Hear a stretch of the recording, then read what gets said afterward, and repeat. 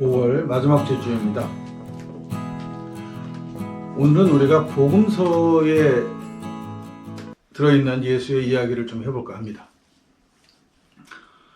그러니까 흔히 우리가 예수라고 하면 복음서를 기반으로 가지고 무수히 많은 영화들이 제작됐어요. 예수의 생애라고 해서 제작된 영화들. 그 다음에 또 그런 내용으로 설교들이 굉장히 많이 이루어졌고, 그러다 보니까 우리는 복음서에 나와 있는, 복음서 자체도 다소 이렇게 좀 서로 상반되는 이야기를 하고 있는데, 복음서에 나와 있는 예수의 이야기를 마치 역사적인 사건, 다큐처럼 이해하고 있다는 거예요. 근데 이 복음서라는 이 성서책을 제외하고는 다른 데서는 예수에 대한 기록을 찾아보기 어렵습니다. 예수라고 짐작할 만한 인물들이 덜어 있긴 하지만 그것이 예수라고 딱히 지목할 수 없어요. 그래서 예수는 단 한 사람이 아니고 그 시대를 살았던 여러 사람의 이야기일 것이다 라고 이해할 수도 있다는 거죠. 그 다음에 우리가 문자적으로 그를 이해하다 보니까 생긴 오해들이 덜어 있어요. 그 중에 하나가 대표적인 게 예수가 목수의 아들이다. 직업이 목수였다고 알려진 거죠. 그래서 보면은 많은 그림들에 이렇게 목공일을 하는, 목수를 하는 예수의 모습들이 굉장히 많이 그려졌어요. 그런데 이 목수라고 하는 표현이 유대에게 있어서는 굉장히 그 은유적인 표현으로 쓰이던 단어라는 거예요. 더군다나 이 이야기가 그 회당에서 율법 학자들이나 혹은 사람들과 토론을 하는 가운데 예수 이야기를 듣고 사람들이 저 사람은 목수의 아들 아닌가? 목수가 아닌가? 이렇게 얘기했단 말이죠. 이게 뭐냐 하면 당시의 유대인들에게 목수 같다라는 표현은 굉장히 심오한 이야기를 하고 있다. 정말 남들이 이해할 수 있는 어려운 일들을 잘 해내고 있다. 그러니까 마치 그 불가능한 것들을 설명해내는 그런 재주를 가진 사람들을 표현할 때 목수와 같다라는 표현을 했다는 거예요.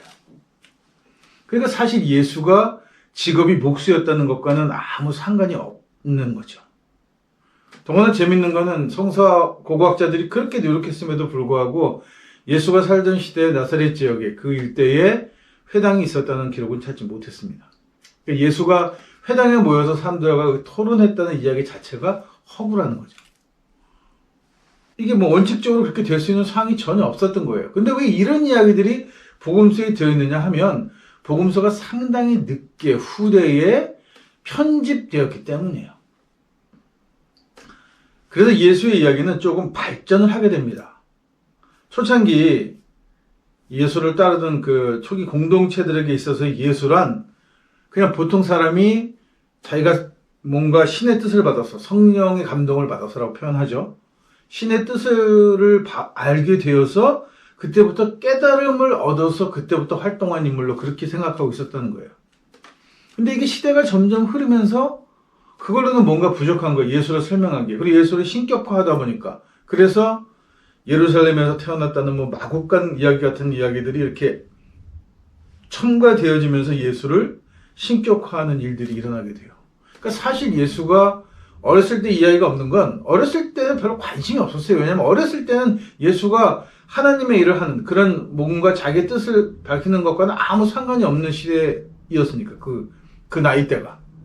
비로소 이 사람이 30이 됐을 때, 예수가 나이가 30이 돼서 나라와 민족을 위해서, 유대의 민족을 위해서 뭔가를 하기 시작했을 때부터 그게 예수인 거지. 그 전에 예수는 그냥 보통 사람과 아무 다르지도 않았다. 이렇게 이해되어졌다는 거죠. 이게 예수를 신격화하는 과정에서, 특히 바울의 기독론으로 예수가 신성화되기 시작하면서 신적인 존재로 만들어가는 과정에서 당연히 탄생신화에도 신적인 요소가 있어야지 않느냐? 이렇게 해서 첨가돼서 글이 들어가기 시작하니까 사실 우리가 읽고 있는 성서가 그 어릴 적 이야기를 거의 할 수가 없는 거예요. 왜냐하면 거기에 대한 기록도 전혀 남아있지 않고 사실 그 예수가 누군지도 분명치 않기 때문이에요. 그러면 우리가 복음서를 통해서 알 수 있는, 확실하게 알 수 있는 것들 중에는 몇몇 가지가 있는데 유추해 볼 수 있는 것. 그 중에 하나가 세례 요한이라는 인물이에요. 학자들에 따라서는 세례 요한도 가공의 인물이라고 얘기하는 사람들도 많지만 예수보다는 오히려 더 실존적인 인물이었을 가능성이 있다고들 얘기를 합니다. 서양학자들 얘기예요. 요한은 정결례를 통해서, 세례라는 의식을 통해서 뭔가 자기의 삶을 바꾸라고 선언하고 있는 거죠. 그러니까 세례를 받기 전에, 세례라는 의식은 그냥 정결례를 치렀다는 의식일 뿐이고, 진짜 회개는 너희가 너희의 삶 자체를 바꾸는 회개를 먼저 하고 나서 너희가 세례를 받을 수 있다, 이렇게 얘기한단 말이에요. 자기의 삶 자체를 바꾸는 것을 우선시하고 그 뒤에 세례를 받는다. 이게 요한이 가르쳐온 방식이었고, 요한의 말씀을 따르는 사람들이 굉장히 오랜 동안 기독교가 형성되는 과정 속에서도 그 패거리가 존재해 왔어요. 다음은 야고보를 따르는 인물들인데, 야고보는 굉장히 그 율법주의적이면서 뭔가 그 의로움을 강조하는 사람이죠. 그래서 이 야고보를 따르는 무리들도 한 패거리가 존재합니다. 그러니까 유대교의 다양한 모습이었던 거예요. 유대교 안에서도 유대교를 개혁하고자 하는 세례 요한이나 야고보 같은 인물들을 따르는 인물들이 있었고, 그 와중에 바울의 기독론으로 예수를 고백했던 그 공동체도 있었던 거예요. 자, 그러면서 이게 훗날 이 이야기를 성서가 묶어낼 때 이제 하나로 통합해야 될 시기가 된 거예요. 그래서 제가 성서는 정치적인 이유로 편집됐다고 얘기하는 거예요. 그러면서 세례 요한과 예수는 사촌지간으로, 야고보는 주의 동생 야고보는 식으로 이렇게 가족 형제로 연결을 시켜버려요. 이게 고대 사회에 있어서, 뭐 고대라고 할 것도 없죠. 아직도 뭐 쓰고 있는 방법인데, 어떤 그 가족 간의 관계로 형성시켜서 하나의 연대감을 주는 거란 말이에요. 이렇게 해서 동일한 공동체라고 하는 개념을 심어주기 위해서 작업했던 것들 중에 하나예요. 그래서 세례 요한은 예수의 사촌이 되고 야고보는 주의 동생이 되는 거죠. 사실 이 세 그룹은 지속적으로 교회 안에서 계속해서 무슨 파로 나뉘면서 끊임없이 부딪혀 왔어요. 율법을 강조하기도 하고 정결례를 강조하기도 하고, 바울식으로 그냥 그 로마 종교식으로 얼렁뚱땅 해가지고 믿기도 하고 이러면서. 왜냐하면 바울에게 있어서의 목표는 유대인을 헬라인화 시키는 거예요. 로마인화 시키는 거예요. 즉 세례를 받지 않아도 유대인이 되겠다고 하는 거고, 반면에 세례 요한이나 야고보적 입장에서는 먼저 유대인이 되어야만 예수를 따라갈 수 있다고 설명한 거란 말이에요. 그러니까 할례 문제를 갖고 다퉜던 거죠. 지금은 당연히 바울이 득세했기 때문에 할례 받지 않고 할례가 무슨 소용이 있느냐라고 하는 그런 행위가 중요하지 않다라고 하는 것으로 그렇게 덮어져 버렸지만, 사실 당시로서는 이게 굉장히 핫한 주제였어요. 왜냐하면 기독교가 어느 방향으로 갈 거냐는 거죠. 유대교를 개혁하고 유대인들의 종교가 될 것이냐. 그렇지 않으면 바울이 꿈꿨던 것처럼 이제 다 망해가는 자기 유대 민족이 아니라 지금 거대한 세계 제국이 대제국이 되어가는 로마의 종교가 되고 싶어하냐에 따라서 상황이 분명히 갈리게 됩니다. 그리고 결국은 로마의 종교가 됐죠. 이걸 성공이라고 할 수 있느냐라는 문제에 대해서는 좀 생각해 봐야 된다는 거예요. 왜냐하면 이건 마치 한국이 해방된 뒤에 일본으로부터, 외인들로부터 해방된 후에 한국을 미국의 하나의 주로 남을 것이냐 하는 논쟁이 실제로 벌어졌었어요. 우리가 이 상황에서는 차라리 미국의 한 주가 되는 것이 훨씬 더 정치적으로, 경제적으로 안정적이지 않겠느냐라고 하는 합리적인 이유를 내세웠던 사람들이 있었단 말이에요. 그렇지만 해방 이후에 우리 민족은 고유한 우리 민족이다. 이 한국이라고 하는 이 조선의 후계를 이어온 대한민국이라고 하는 이 나라를 포기할 수 없다라고 하는 쪽의 주장들, 민중들 주장들이 훨씬 강했어요. 그래서 결국은 미국의 한 정부가, 한 주가 되겠다는 생각은 사라져버려요. 그렇지 않아서 우리는 하와이나 괌 같은 상태가 됐을 거란 말이죠. 지금도 사실 그게 오히려 좋지 않았겠냐? 우리가 강대고 미국 시민이었던 게 훨씬 좋지 않냐? 이렇게 생각하는 사람들이 많아요. 이게 매국이죠.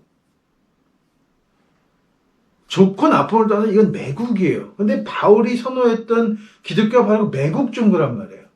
흐지부지한 유대인, 할례나 받으면서 뭐 율법이나 꼬치꼬치 따지고 어쩌고 하는 이런 것으로부터 벗어나서 이제 자유로운 로마인으로 돼서 로마인의 종교가 돼서 종교가 세계화돼가지고 강대국의 종교가 되어야 한다고 생각했던 게 바울이란 말이에요.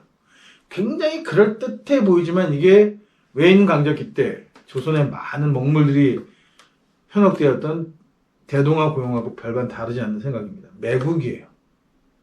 이렇게 해서 그쪽이 득세를 해버리고 말죠. 그러니까 그럼에도 불구하고 교회의 한 축을 이루고 있었던, 아직 쫓아내기 이전이죠.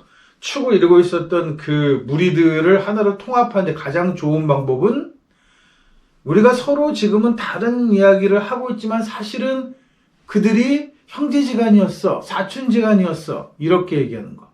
그렇지 않으면 하나님, 예수가 직접 뽑은 사도였어, 이렇게 주장하는 것으로 공동체성을 퉁쳐왔다는 거죠. 정치적인 야합입니다. 해서는 안 될 짓을 한 거죠. 한국 정치가 이렇게 망가지는 데는 김영삼이 아주 특별하게 기여를 했습니다. 김영삼, 김대중은 누가 봐도 당시에 우리나라에서는 제야를 대표하는 정치 세력이에요. 이 두 사람이 서로 대통령이 먼저 되고 싶어 했죠. 결국 그 욕심 때문에 전두환 이후 때 직선제가 바뀌었을 때 노태우가 대통령이 되고 맙니다. 그러면서 김영삼은 김대중보다 먼저 대통령이 되고 싶어 했어요. 자기 욕심을 따라서 당시에 새누리? 한나라?